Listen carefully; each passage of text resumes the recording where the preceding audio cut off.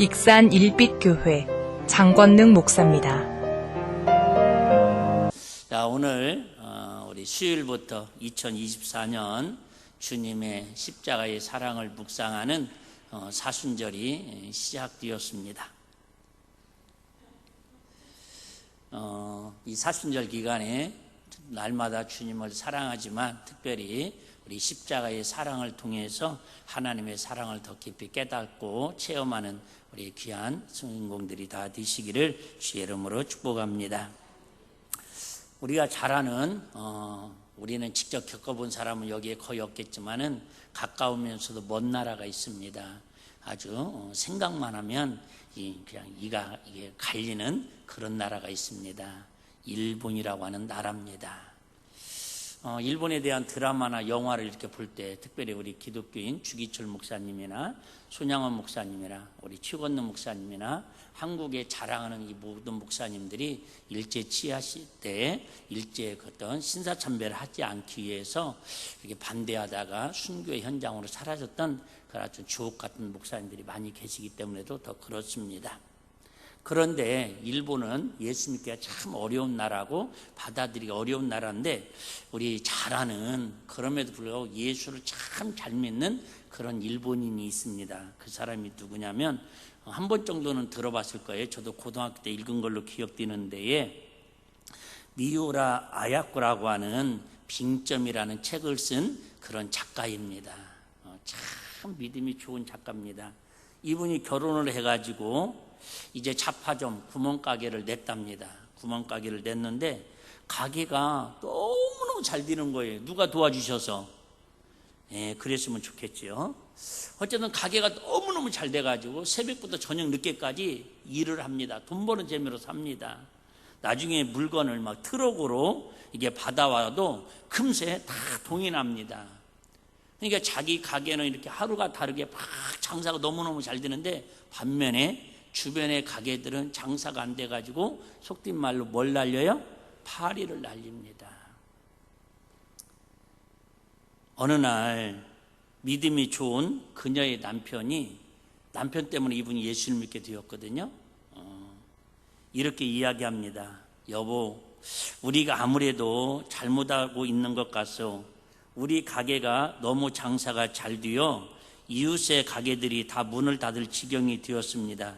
이것은 예수 믿는 사람들이 해서는 안 될 일인 것 같습니다. 그러자 이 부부가 이 문제를 놓고 기도했다고 합니다. 하나님, 우리 가게만 잘 되어서 가장 소중한 이웃과 사랑의 줄이 끊어지는 일이 없게 도와주세요. 사랑의 나고자가 되지 않도록 도와주세요. 그 기도를 하고 그 다음 날부터 이 가게에 들어오는 모든 물건의 3분의 1만 받고 나머지는 받지를 않습니다. 예를 들면 10가지 진열품으로 해놓아야 한다면 4-5가지만 갖다 놓고 나머지는 일부러 진열을 안 씁니다. 손님이 찾아오면 저희 집에는 그 물건이 없으니까 옆 가게로 가세요. 참 멋있지요. 그렇게 해서 이제 돈은 좀 덜 벌고 시간은 많이 남습니다. 그 대신 옆에 가게와 관계, 이웃과의 관계가 얼마나 좋아졌겠어요. 서울에 가면 떡볶이로 유명한 거리가 있습니다. 여러분들 한 번 정도 안 가봤지만 들어봤을 만한 신당동 떡볶이. 거기에 가면은 떡볶이 집이 쭉 양쪽으로 진열되어 있습니다. 그런데 제일 잘 되는 집이 대부분 어느 집이 잘 되겠어요? 들어가는 입구 쪽이 잘 됩니다. 근데 이 가게는 재료가 소진되면 오후 2-3시 되면 영업을 안 합니다. 왜요? 자기 집이 너무 잘 되니까 그나마 자기 집이 일찍 문을 닫아야 다른 가게로 조금이라도 손님들이 더 가서 같이 그 가게가 상생할 거라는 것을 알기 때문에. 참 멋있잖아요. 장사를 해도. 목사님, 우리 가게도 그 정도로 할 수 있는 여유만 있었으면 소원이 없겠어요. 물론 그런 마음일 수 있습니다. 그래서 이제 이웃들과 사랑의 관계가 회복되고 그다음에 시간이 많이 남으니까 그 다음부터 이분이 원래 초등학교 교사 출신인데 시간이 남으니까 글쓰기를 합니다. 틈틈이 썼던 글이 바로 우리가 그 유명한 세계적인 베스트셀러가 됐던 빙점이라는 소설입니다. 이 소설이 결국은 이렇게 공모전에 채택이 되어가지고 가게에서 버는 수입보다도 수십 배가 더 되는 그런 재물의 복도 얻게 되고 명성도 얻게 되고 이처럼 지금도 돌아가셨습니다. 그럼에도 불구하고 이 강단에서 우리가 그렇게 싫어하는 일본 그런 사람임에도 불구하고 하나님의 영광을 드러내는 사람이라고 간증하는 주인공으로 우리가 삼고 있습니다.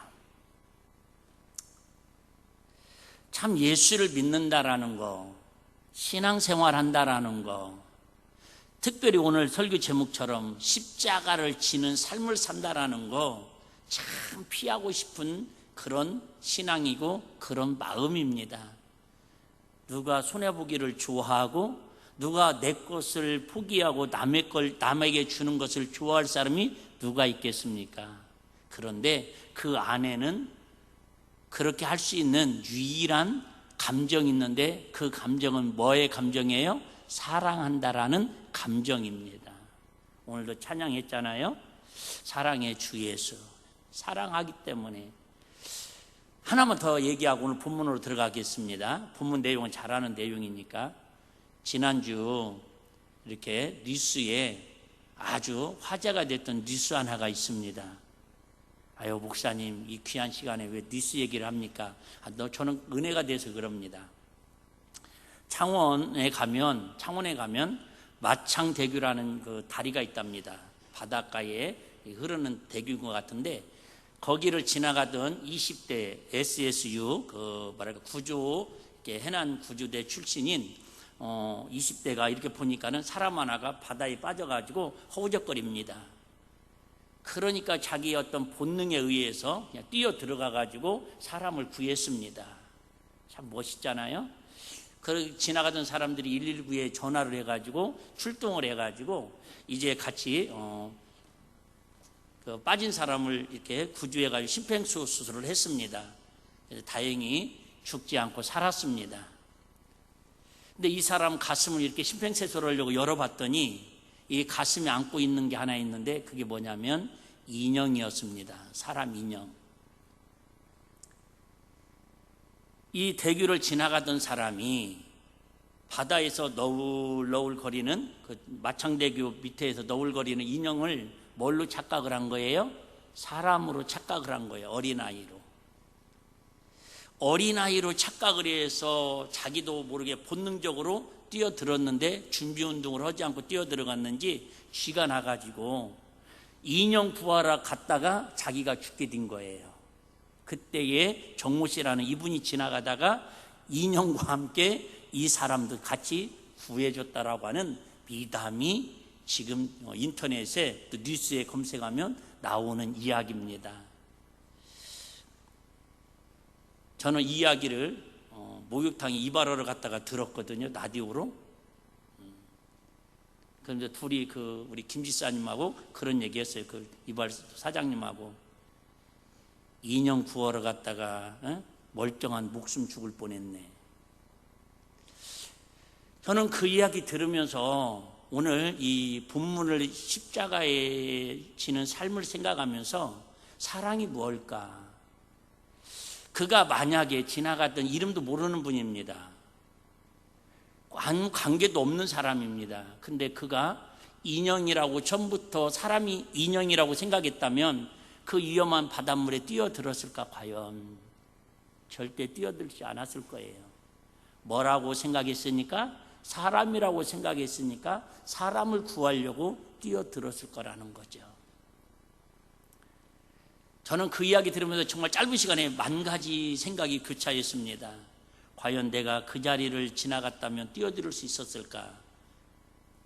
속으로 감사했어요. 그 생각하면서 수영 안 배우기 잘했다. 사랑이 무엇일까? 바꿔 얘기하면 생명이 무엇일까?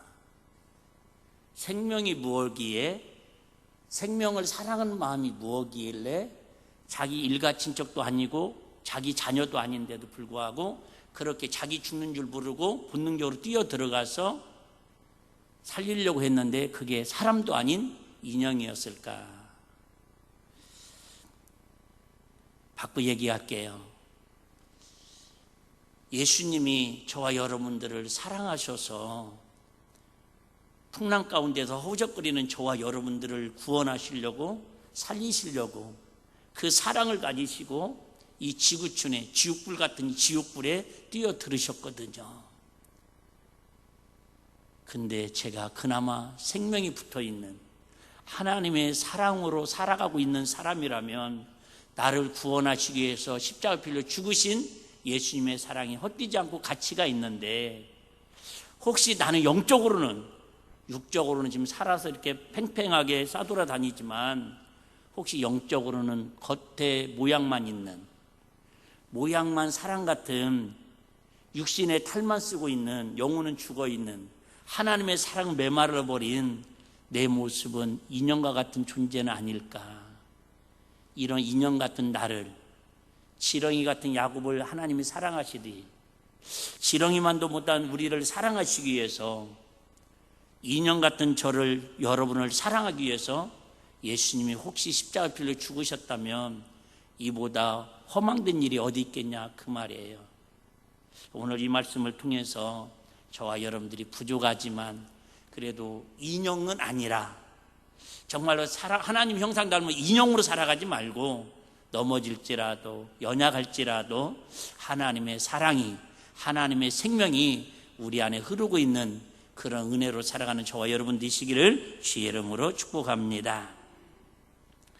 우리 예수님께서 10장 1절에서 많은 영혼들을 전도하고 구원하기 위해서 인형 같은 사람이 아니라 정말 귀하게 허우적거리고 예수님을 핍박하고 하나님 앞을 원망하고 불평하는 이 모든 사람들을 다 사랑하고 구원하기 위해서 제자들을 부르셔가지고 둘씩 집을 보냅니다. 그러면서 보낼 때에 이해되지 않는 말씀을 했다고 그랬죠.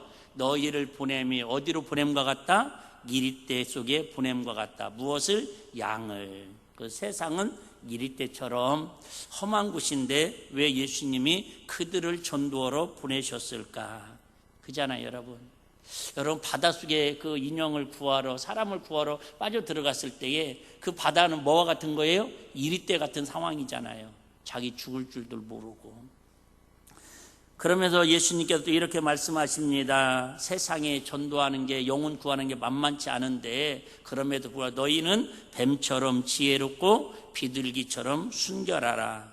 그러면서 복음을 전할 때에 감당해야 할 그런 핍박이 있는데, 예수님을 가장 잘 섬긴다고 하는 유대인들, 바리새인, 서기관, 대제사장들이 예수님의 우회에서 뭐라고 얘기합니까? 저자가 바알세불, 귀신의 왕이라고, 사탄의 앞잡이라고 이렇게 오해를 하고 모욕을 당합니다.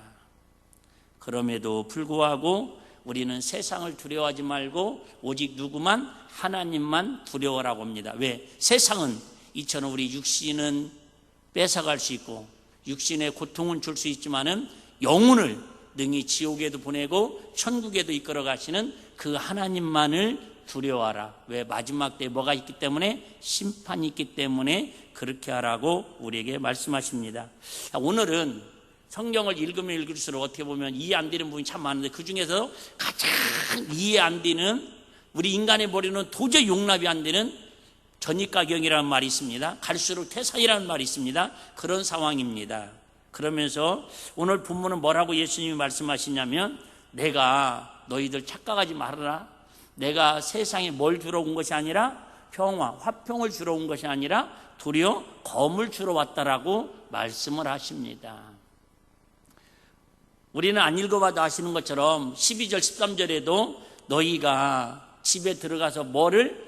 평안을 빌기에 합당한 자들을 찾아서 평안을 빌라고 말씀하시고, 이사야서 9장 7절에도 우리 예수님은 메시아로 오셨는데 무슨 왕으로 오신다고? 평화의 왕으로 오실 거라고 미리 예언을 하셨고, 누가복음 2장 10절에 14절에도 가브리엘 천사장이 마리아에게 예수님이 탄생할 걸 얘기하면서도 마지막에 보면은 높은 곳에서는 하나님께 영광이요 땅에서는 하나님이 기뻐하시는 사람 중에 뭐하로다? 평화로다.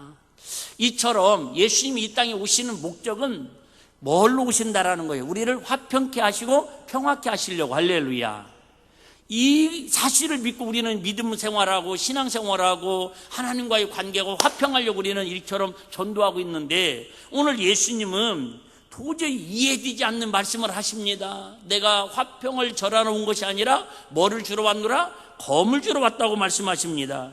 그러면 한도 더 나가고 뭐라고 얘기합니까? 내가 가족 중에서 서로 아비와 딸이, 어머니와 며느리가, 시어머니가 막 불화하게 사람끼리 서로 가족끼리 뭐가 되게 한대요? 원수가 되게 한대요. 여러분, 이게 이해가 되는 말이냐 그 말입니다. 가정이 여러분 믿음으로 천국 세우고, 여러분 그죠? 이게 하여튼 부부간의 갈등도 서로 화해하고 잘 되려고 우리 예수 믿고 우리 신앙생활 하는데, 도리어 교회 다니면서 부부가 서로 원수되고 부모 자식 간에 서로 불화하고 싸우고 그런다면 여러분 교회 다닐 필요가 뭐가 있습니까? 그래서 성경이 테스트 문자적으로만 해석하면 이해되지 않습니다. 이것은 뭘로 해석해야 돼요? 하나님의 사랑, 하나님의 가슴을 가지고 영적으로 해석하면은 이해가 되는 말씀인 줄로 믿습니다. 그래 여러분, 다시 얘기합니다. 우리가 예수 믿는 것은 서로 다투고 싸우라는 게 아니라 영적으로 보면 조심스러운 얘기인데요. 저와 여러분들 마찬가지로 예수 믿기 전에는 우리는 뭐의 노예에 있다라는 거예요? 주의 노예에 있다라는 거예요. 주의 노예, 주 가운데. 그럼 주의 노예라는 것은 영적으로 누가 지배하고 있다라는 거예요? 마귀가 지배하고 있다라는 거예요. 우리는 이 사실을 받아들이고 인정을 할 때에 신앙이 시작되는 거예요. 그래서 요한복음에도 말씀하는 것처럼 마귀는 처음부터 거짓말장이고요, 거짓 아비라는 거예요. 그러니까 우리가 예수 믿기 전, 영적으로 우리가 거듭나기 전에는 그냥 모형, 인형에 불과한 거예요. 사람의 모형은 모형인데 거기에 뭐가 없어요? 생명, 생기가 없는 거예요. 하나님의 생명이 없기 때문에 결국 마귀의 자녀라는 거예요. 다시 얘기합니다. 가정에서 이처럼 싸움이 나고 불화가 일어난다는 것은, 예수 믿기 전에는, 교회 나가기 전에는 여러분 부부간에 싸울 일도 없습니다. 물론 이 세상 것도 있겠죠. 근데 영적 싸움을 할 일은 없잖아요. 그런데 예수 안 믿던 사람이 어느 날 친구 만나가지고 교회 한번 갔다 오더니, 교회를 주일날만 살짝 갔다 오더니, 슬금슬금 저녁 예배도 가더니, 그냥 구역 예배도 쫓아다니고 교회 가서 막 살다고 미쳤다고 이제 그런 소리 듣습니다. 그때부터 뭐예요? 서로 영적인 원수가 되어가는 거예요. 물론 시대가 지금은 교회 간다고 핍박한다고 그런 소리도 거의 이제 사라진 시대입니다. 어쨌든 영적으로, 특별히 마지막 때 같으면 영적인 분쟁이 더 일어날 수밖에 없다라는 거예요. 근데 초대교회는 어떻게 살았는지 좀 시간이 가더라도 제가 한번 말씀 한번 읽어드릴게요. 히브리서 11장 33절에 40절, 좀 길지만 초대교회 때 성도들은요 이렇게 믿음으로 살려고 했습니다. 저희가 믿음으로 나라들을 이기기도 하며 의를 행하기도 하며 약속을 받기도 하며 사자들의 입을 막기도 하며 불의 세력을 멸하기도 하며 칼날을 피하기도 하며 연약한 가운데서 강하게 되기도 하며 전쟁에 용맹되어 이방 사람들의 진을 물리치기도 하며, 여자들은 자기의 죽은 자를 부활로 받기도 하며, 또 어떤 이들은 더 좋은 부활을 얻고자 하여 악행을 받되 구차히 면하지 아니하였으며, 또 어떤 이들은 희롱과 채찍질뿐 아니라 결박과 옥에 갇히는 시험도 받았으며, 돌로 치는 것과 톱으로 켜는 것과 시험과 칼에 죽는 것을 당하고 양과 염소의 가죽을 입고 유리하여 궁핍과 환난과 학대를 받았으니, 이런 사람은 세상이 감당치 못하는도다. 저희가 광야와 산중과 암율과 토굴에 유리하였느니라. 이 사람들이 다 무엇으로 말미암아? 믿음으로 말미암아 증거를 받았으나 약속을 받지 못하였으니, 이는 하나님이 우리를 위하여 더 좋은 것을 예비하였은즉 우리가 아니면 저희로 온전함을 이루지 못하게 하려 하심이니라. 더 설명 안 드려도 아시겠죠? 여러분, 초대교회 때 믿음의 사람들은, 십자가를 지는 삶을 산 사람들은 악행을 당하되 돌로 맞아 죽어도, 돌로 막 몸을 쓸어도 절대 세상과 타협하지 아니하고 하나님을 사랑하는 마음, 예수님을 따르는 마음을 흔들리지 않았다라는 거예요. 왜요? 내가 죽고 나면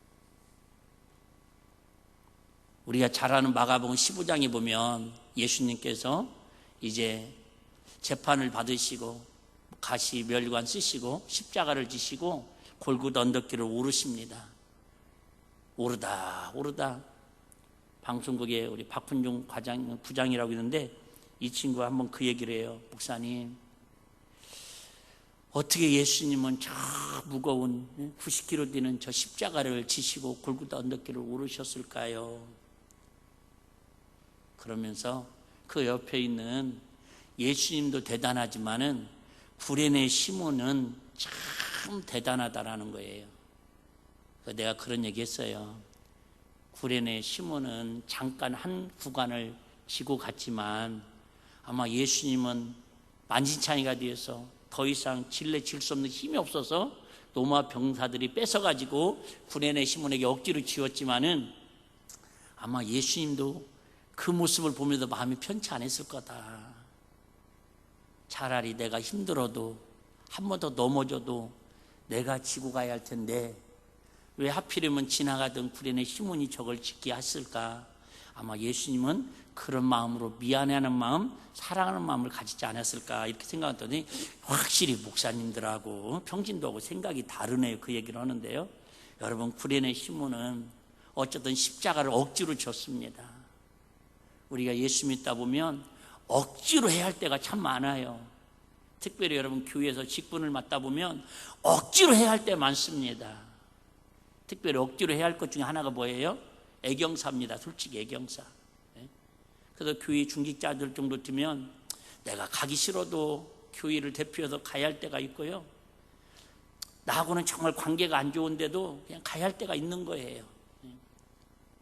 저도 저번에 몇 달 전에 어떤 분 저한테 직접 연락 안 왔는데 우리 구역장님들 통해서 저한테 연락이 왔더라고요. 가야 할까 마야 할까 솔직히 고민했는데 그래, 일빛교회 담임 목사니까 그래도 가야지. 솔직히 얼굴 보는 거 그렇게 뭐 기쁘진 않지만 그래도 교회 목사니까 가야 할 자리니까 가야지. 그래서 가서 그냥 주문하는 거예요. 별로 얼굴 보고 싶도 않은데 그냥 와야 돼요. 그게 뭐예요? 구레네 시몬처럼 때로는 억지로 십자가도 져야 한다 그 말이에요. 이 부분은 제가 강하게 얘기하지 않는 거 아시죠? 그 전까지는 제가 뭐라고 얘기합니까?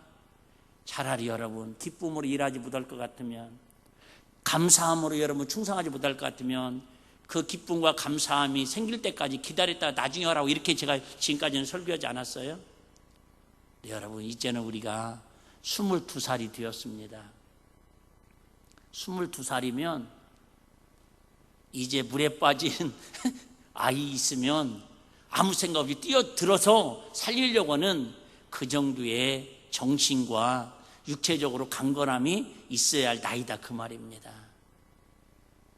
우리 교회는 죄송해요. 개척교회도 아니고 미자립교회도 아니고 이제 우리 교회는 청년의 때의 교회입니다. 할렐루야. 그렇기 때문에 청년의 힘을 가지고 하기 싫은 일도 구레네 시몬처럼 지고 십자가를 지고 따를 수 있는 은혜가 있기를 주의 이름으로 축복합니다. 그랬더니 구레네 시몬이 어떻게 된 줄 아시죠? 자, 로마서 16장 13절 한번 같이 보겠습니다. 로마서 13장 16절입니다. 같이 읽습니다. 주부에도 안 올려주시네. 자, 제가 읽겠습니다. 그러면 주 안에서 택하심을 입은 누포와 그의 어머니에게 문안하라. 그의 어머니는 곧 나의 어머니니라. 그래요. 세월이 지나고 나서 사도 바울이 이 구레네 시몬의 부인, 이 부인을 뭐라고 얘기하면 나의 어머니라고 표현합니다. 나의 어머니.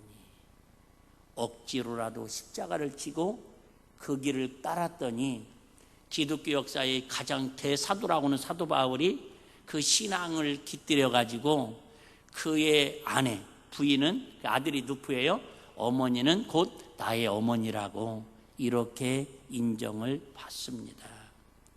자, 그러면 우리가 예수님께서 무엇 때문에 우리에게 십자가를 지고 주님을 따르라고 하실까? 차라리 그냥 좋은 일만 생기고 예수 믿고 교회 다니면 심은 대로 30배 100배의 복만 준다고 하면 얼마나 좋을까.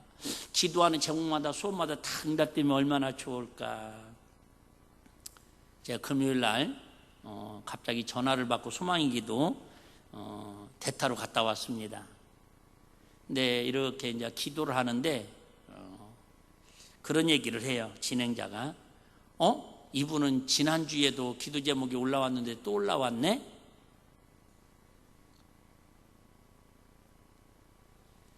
무슨 얘기입니까?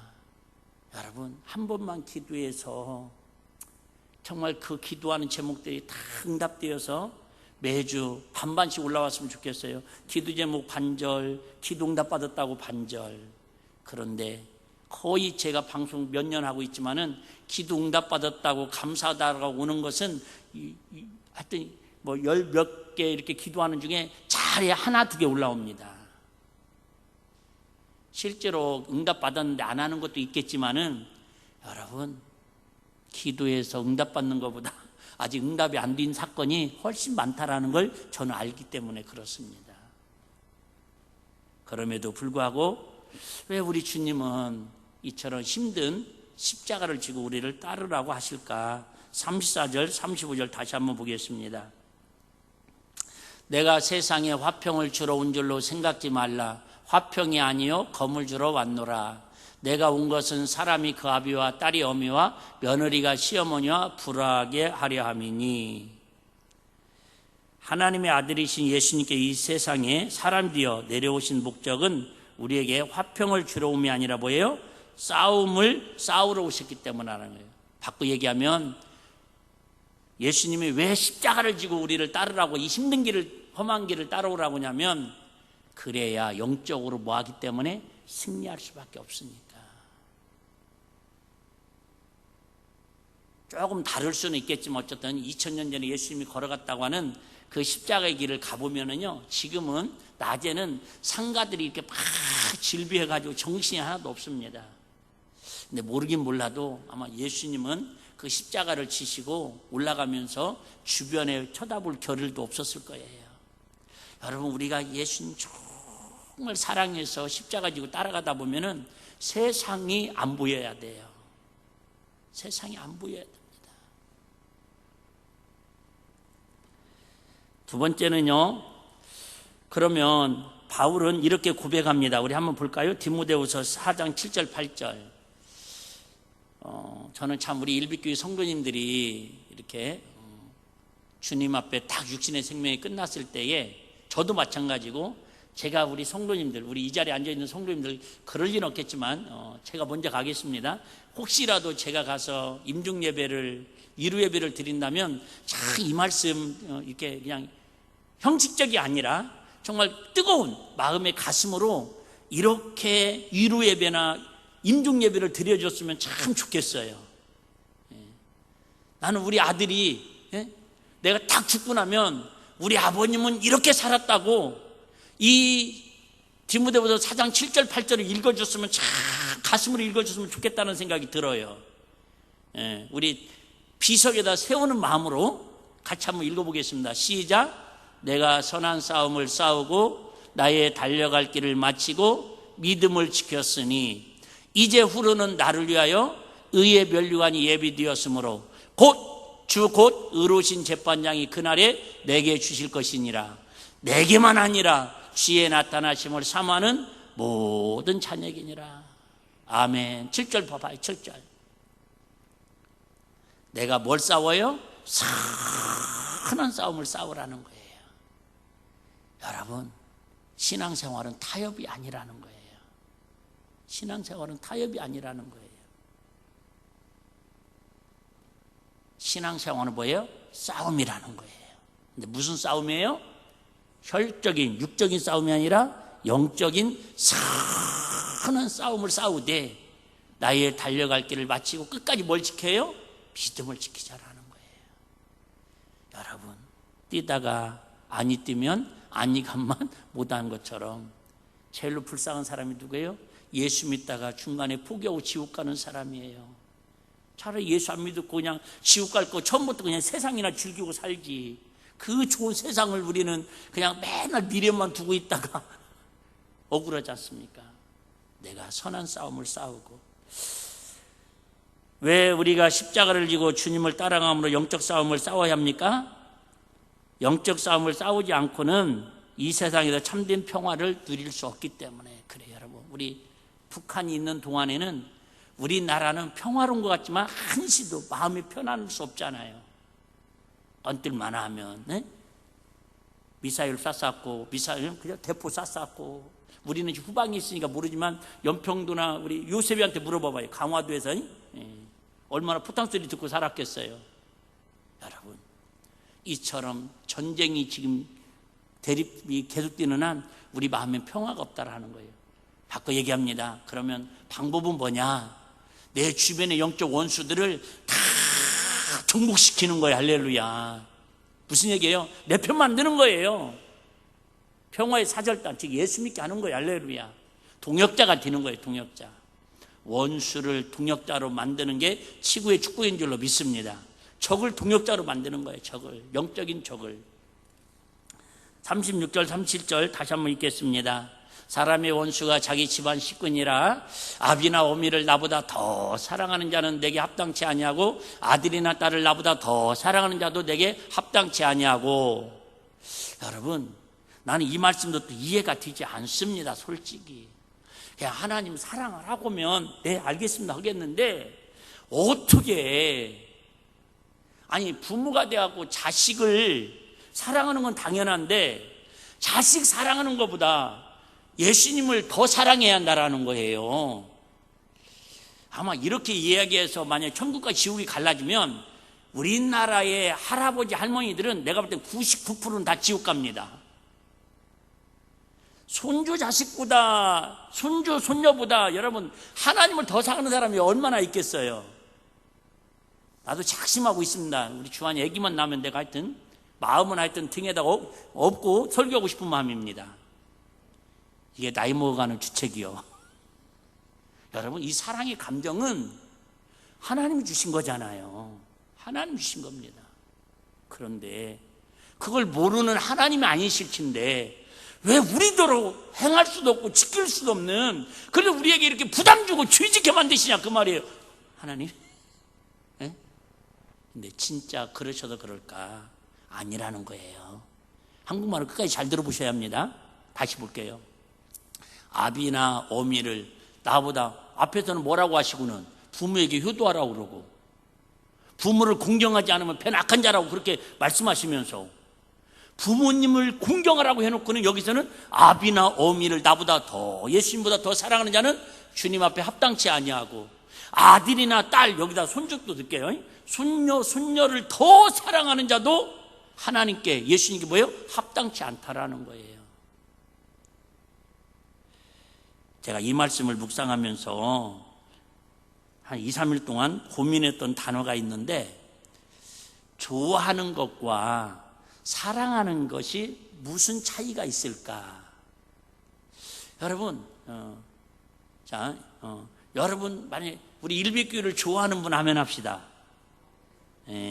일빛교회를 사랑하는 분 아멘 합시다. 물어보는 내가 나쁜 놈이네. 그거나 똑같네요. 그럼 한번 억지소리 한번 해볼게요. 그러면 일빛교회 담임 목사님을 좋아하는 사람 아멘 합시다. 다 들었어요. 내가 안 부른 것 같았지만. 자, 그럼 일빛교회 담임 목사님을 사랑하는 분 아멘 합시다. 사랑이 더 커졌어요. 우리 사모님 긴장하실 것 같습니다. 좋아한다, 사랑한다, 사실은 같은 말인 것 같지만은 이걸 어떻게 정의를 할까? 물론 국어사전적으로는 정의가 되겠지만은 우리 영적인 오늘 말씀을 기준으로 해서 어떻게 이걸 정의를 할 수 있을까? 좋아한다, 이렇게 표현하고 싶어요. 자, 여러분, 예를 들면 우리 일빛교회를 좋아한다, 나는 찬양하는 걸 좋아한다, 나는 교사하는 걸 좋아한다, 나는 주방에서 밥하는 걸 좋아한다. 표정들이 갈수록 어두워지고 있습니다. 나는 교회에서 청소하고 화장실 청소하는 걸, 봉사하는 걸 좋아한다. 거의 사색이 되어 있어요. 좋아한다라는 것은 꼭 그런 건 아니에요. 그냥 좀 얘기하자면, 오늘 제가 정리를 하자면 취미생활 같은 거예요. 그냥 좋아하는 거. 나 공부하는 거 좋아해? 나 놀러 다니는 거 좋아해? 그럴 때 쓰는 단어가 좀 더 어울리는 것 같습니다. 분명한 것은 좋아한다는 단어보다는 사랑한다는 단어가 더 무겁게 느껴지고 더 감정적으로 깊게 느껴지는 건 사실입니다. 그러면 시간이 많이 없으니까 사랑한다라는 말은 크게 세 가지가 전제되어야 한답니다. 자, 일비교회를 좋아하는 사람은, 우리 일비교회 안 다니는 사람도 우리 일비교회 좋아하는 사람 많습니다. 근데 언제든지 그 좋아하는 사람들은 팬덤이에요, 팬덤. 예를 들면 내가 뭐 트로트 가서 누구를 좋아했다가 에이 또 싫어하고 누구 좋아할 수 이렇게 그럴 수 있잖아요. 근데 사랑이라는 것은 물론 그럴 수도 있지만은 잘 안 바뀌는 거예요. 그래서 사랑이라고 하는 것은 세 가지가 전제가 되어야 하는데, 첫 번째, 사랑하면요, 사랑은 예수님도 그랬지만 항상 같이 있고 싶어 하는 게 사랑입니다. 이게 좋아하는 사람은 나 일비교회 좋아해, 우리 교회 안 와도 됩니다. 그리고 또 육대로 다 합니다. 그래도 좋아하는 거 좋아하는 겁니다. 근데 사랑하는 것은 항상 보고 싶고, 항상 같이 있고 싶고, 항상 바라보고 싶고, 이제 사랑했다라고 하면은 분들 다 취소하게 생겼습니다. 두 번째, 사랑은 항상 같이 있고 싶은 마음이 첫 번째고, 두 번째는 사랑에는 좋아하는 것은 선택이지만은 사랑한 것에서는 희생이라고 하는 의무와 책임이 따릅니다. 나 너 사랑해. 그럼 그 사랑에 화답을 하면 뭐 해야 돼요? 첫째, 책임을 져야 합니다. 책임을 져야 돼요.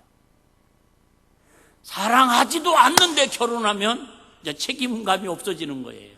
어쨌든 하나님은 그래서 저와 여러분들을 여러분 손주보다, 여러분 부모님보다, 여러분 자녀보다 더 사랑했다라는 것을 이 책임, 희생을 통해서 딱 비교해 보면 거울에 비춰져요, 안 비춰져요? 비춰지잖아요. 세 번째는 어떤 분이 이야기하는데 저는 참 이 말에 요즘 은혜 받고 있습니다. 사랑에는, 사랑이라고 하는 것은 함께 있는 것 있어야 하고, 책임감, 즉 희생하는 마음이 있어야 하고, 세 번째, 저는 요즘사 이 단어를 깨닫고 알게 됐어요. 사랑에는 예의가 있어야 한다라는 거.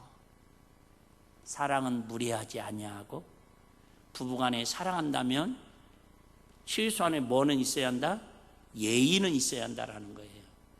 여러분, 예수님을 사랑하는 사람은 최소한의 예수님에 대한 예의는 있어야 하고, 여러분 교회를 사랑하는 사람은 교회에 대한 최소한의 예의가 있어야 하고, 여러분 직분을 사랑하는 사람은, 직분을 좋아하는 사람은 하다가 기분 나쁘면 안 하면 됩니다.